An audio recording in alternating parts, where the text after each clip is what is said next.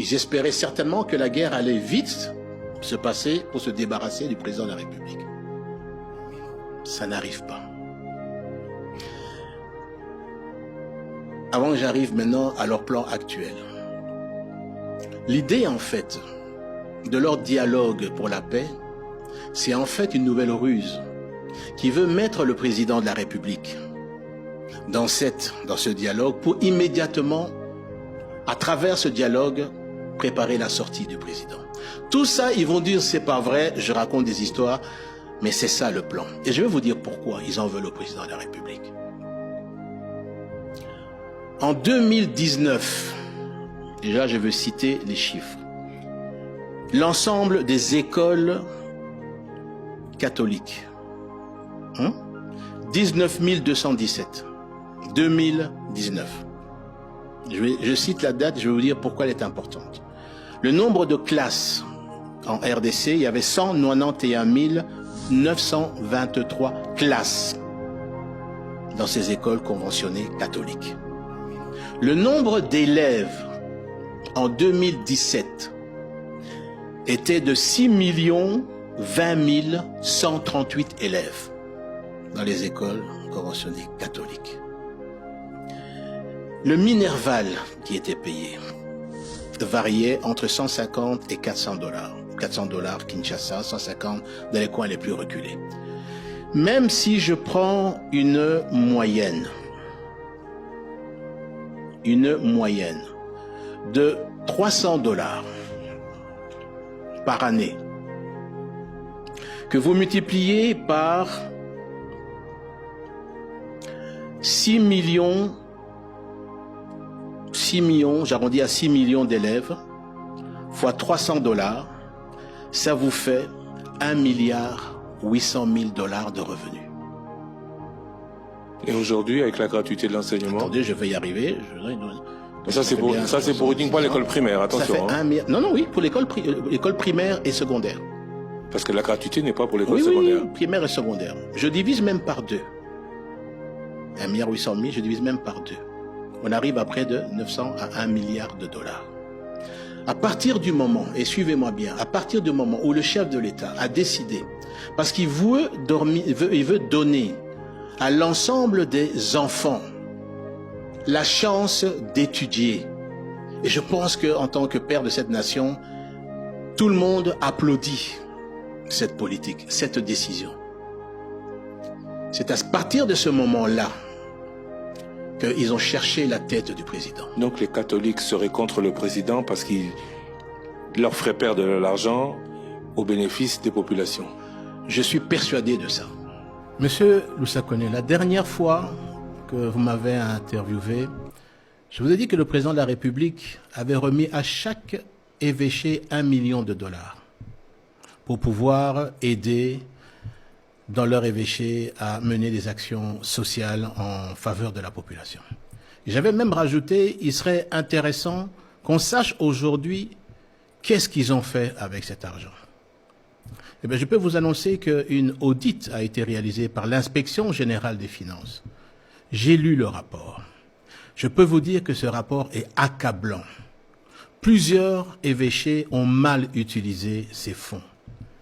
Je demande au secrétaire général de la SENCO, Monseigneur Chollet, de demander à l'IGF de pouvoir publier ce rapport. Comme ça, nous allons voir si la bonne gouvernance, effectivement, a été de mise au niveau de la gestion de ces fonds. Parce que, je le dis, si on veut donner des leçons de morale aux autres, on doit être en mesure de ne pas pouvoir en recevoir. Doit venir. Vous avez dit que vous citerez des noms. Je vais citer des noms et je vais citer des exemples là-dessus. Vous savez que le cardinal reçoit, dans le cadre des différentes organisations qu'ils ont au niveau de l'Église catholique, un groupe donc de chrétiens. Et il leur dit, voilà ce que nous sommes en train de faire, c'est chercher une voie de sortie au président. Une sœur catholique lui pose la question, mais on vient de terminer les élections. Vous voulez donc perturber le processus démocratique. Le monseigneur Chollet, dans une rencontre avec les pasteurs, le dit. Évidemment, il a nié, mais il dit clairement, ce que nous sommes en train de faire, c'est pour préparer l'arrivée du prochain président. En 2028? Non. Non. Eux ne sont pas dans une stratégie de pouvoir attendre 2028. C'était d'évincer le président. En espérant que lorsqu'ils vont évincer le président, c'est pour faire en sorte que le nouveau qui viendra puisse annuler cette décision salvatrice que le président de la République, Félix Tshisekedi, a prise pour permettre à plus de 2 millions en plus par an d'élèves d'étudier. C'est ça. Est-ce que vous vous rendez compte de la gravité de ce que vous annoncez? Mais qui est le financier de ces certains personnes au niveau de la Senco?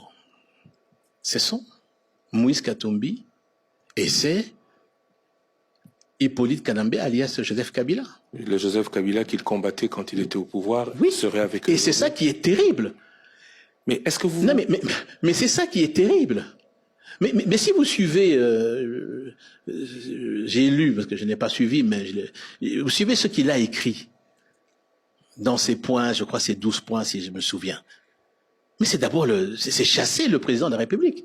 Oui, et c'est d'appuyer lui-même, c'est d'appuyer l'action de ce que ces personnes de la Senco, que j'ai appelées les politiciens en robe, veulent présenter en le soutenant parce qu'ils savent que lorsque tout le monde va se retrouver autour de la table, tout le monde va se mettre d'accord à travers le jeu de l'ensemble pour dire « Monsieur, nous donnons la porte », comme l'a dit le cardinal en face d'une organisation de l'organisation catholique, nous sommes en train de lui chercher une porte de sortie honorable. Est-ce que vous vous rendez compte de ce que vous dites? Mais je le sais, mais j'ai des preuves. Est-ce que ce que vous pensez ou ce que vous dites, c'est aussi ce que pense le président Tshisekedi?